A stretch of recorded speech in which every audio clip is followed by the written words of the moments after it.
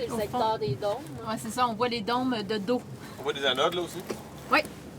Les chantiers à venir sont colossaux à la fonderie Horn qui fait peau neuve pour réduire ses émissions de métaux lourds parce que le projet de modernisation Aeris va bon train avec 93 % des projets transitoires déjà réalisés ou en cours.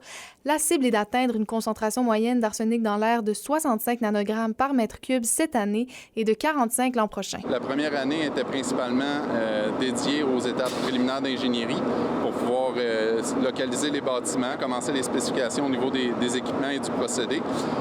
On a également débuté des travaux au niveau de la préparation du terrain. L'ingénierie et la préparation du chantier seront complétées dans la prochaine année pour donner le coup d'envoi à la construction des bâtiments d'Aeris en 2024. À l'intérieur d'Aeris, il y a 3 sous-projets. Il y a Phoenix, la nouvelle section d'usine pour la conversion du cuivre. Il y a ECO, qui est la nouvelle roue de coulée. Et il y a le projet A3, qui est le nouveau dépoussiéreur à haute capacité qui permet de venir encapsuler la totalité du procédé de la fonderie. Pour accélérer les gains d'Aeris, des projets transitoires sont effectués en parallèle, notamment la construction de 4 nouveaux dépoussiéreurs. On a ici le dépoussiéreur qui est installé dans le secteur des convertisseurs. Le dépoussiéreur est séparé en 4 sous-unités. Chacune des sous-unités a un tuyau d'entrée, un tuyau de sortie.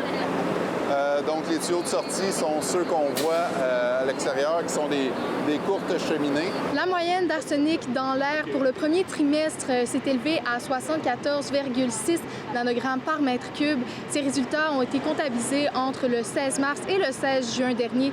Et selon les prévisions de l'entreprise, des réductions là, devraient être perceptibles dès le 2e trimestre grâce au projet transitoire d'Aeris. La moyenne qu'on présente aujourd'hui n'inclut pas les projets qu'on vous présente aujourd'hui et qui vont débouler là, dans les prochaines semaines.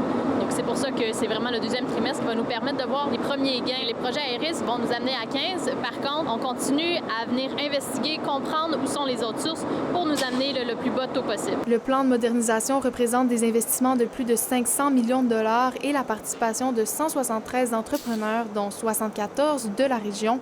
Le projet devrait achever en 2027. Le bilan qu'on peut faire après un an, c'est qu'on est en ligne avec nos objectifs et puis qu'on a les équipes, les ressources en place, les partenaires mobilisés pour être en mesure de rencontrer ces objectifs. Sophie Métier-Villarivard, RNC Nouvelles, à Rouyn-Noranda.